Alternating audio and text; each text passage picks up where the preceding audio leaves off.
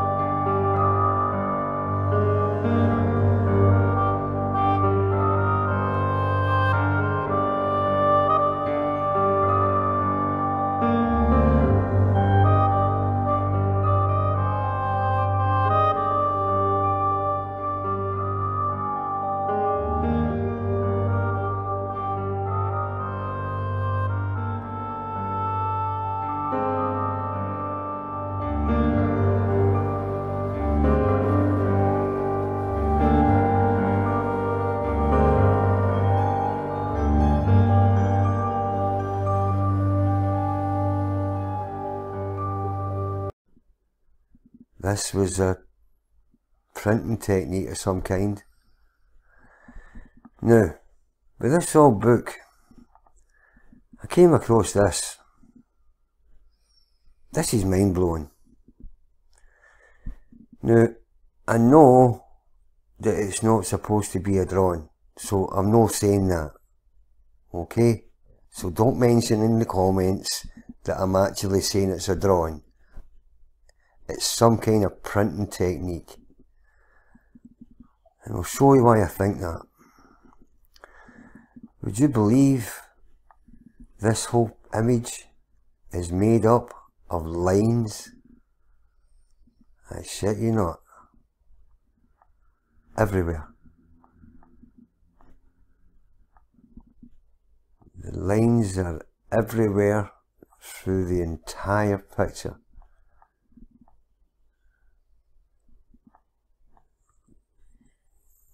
So, my question is, what printing technique was used to create this? It's like, remember, did you ever use when you were a kid, spirograph? When you get lines closer and closer together to create shadow? Well, that's what's happened here. So, what was the technique? What was used? I know they had printing presses, but they were pretty fucking rudimentary and basic.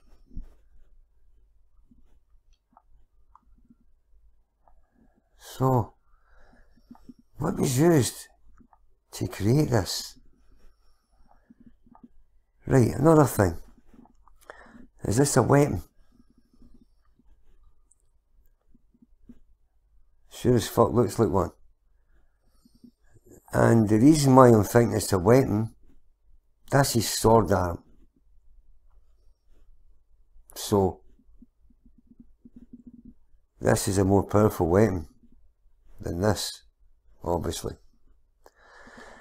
Down here, well, we're all calling this Tartarian now because it's double-headed eagles. But I don't see a Tartarian emblem or flag anywhere on this shield. And these are rounded, so it's more like a scepter. It's not a sword. Right. And that's another, I don't know what the fuck they do. Right. See, this is just like concentric circles and lines. And who done it? When? With what? Now, here's something else.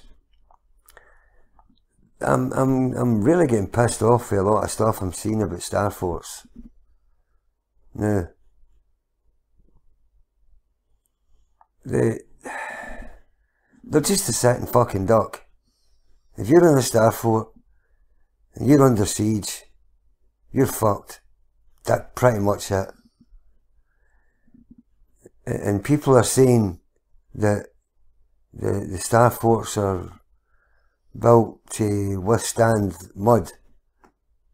Well, that's nonsense, because I'm continually finding Star Forts with mud in the inside of the walls. So, that's another thing. Right. So if anybody's any ideas, or show me how to do it, you know, link me to a video where they use techniques from 1715 to get this.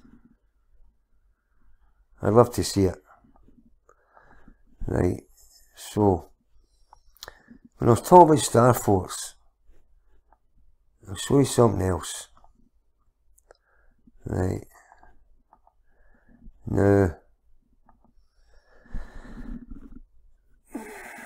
another thing people keep saying, Star Forts are always near water and rivers and stuff. Well, not here. Because here we have a Star Fort on top of a plateau inside what, I don't know what this caused this. Now, if you were to build Star Forts near rivers, then common sense would tell you to build it here. Or here. No, up here. I don't buy that. They don't have to be near water. It's convenient, but what else we got? What the fuck? Right, you put that away. That's that bit. And here's another chess machine.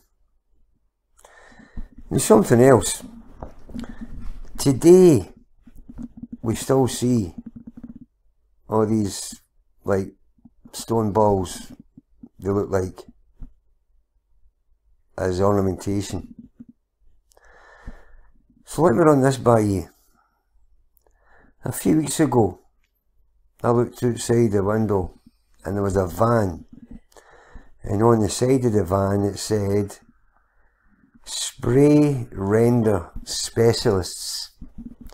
Pretty much will cover any material you like with a coat of sand, so it looks like sandstone, just like these. So I'm just putting out there, they were not destroyed. Maybe they were just disguised. Hell, maybe they still work. Right, so here's plenty of tech up here. And I'm going to do a video about fountains as well, because there's something iffy about fountains. And this here, I believe this is a device for torture. You know, like, I don't know how to use it, but think that's what it is. Right, where else we go? Right here. Right, so I don't know what that says. I'm actually not interested. But this is a map from the book is 1715. We've got North America, Hudson Bay, Greenland. So what's this? If that's Greenland, what's this? And over here we have Tartaria, which takes in Siberia and all these other places I can't pronounce. Right, and here we have the island of California. So how did the island of California end up here? How did that happen? This is what they call the Mariana Trench. I believe that's what they call it. And it runs the length of California. Is that because it crashed into it? Something made it move. And land from the island of California we have New Mexico. And it takes you straight up to where Alaska would be. Where else we go here? Spain, Britain.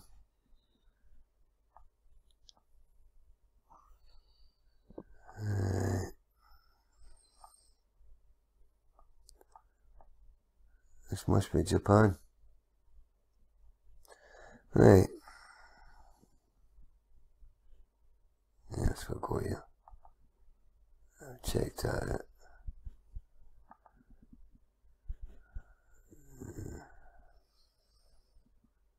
Try to find something here. Oh, I know what I was going to look for. Where the fuck are they? Right. This here is a garden. This is the house, and this is their garden. And you really appreciate it from above. And I was wondering, is that's why it was made? Because up close and personal, these things are massive. I mean, who keeps that cup? And who keeps it level at the top? You know, okay, let's call this guy 6 feet. So that'll be 6, 12, 18. So we'll call it 20 feet. 20 feet high. And who trims the hedge? And they're everywhere. And they look more like a wooden wall than a hedge. So, is it a wall painted to look like trees?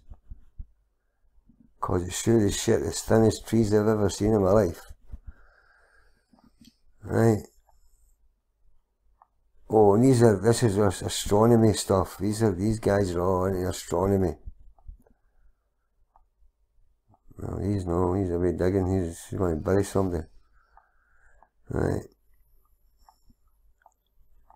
Gardeners, peacocks. So, that's the larder. So, what was this about?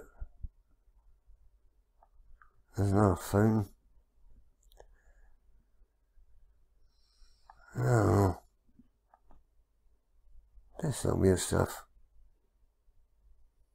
And again, tiny people. Giant hedges. Right, well, thanks for watching. Please comment.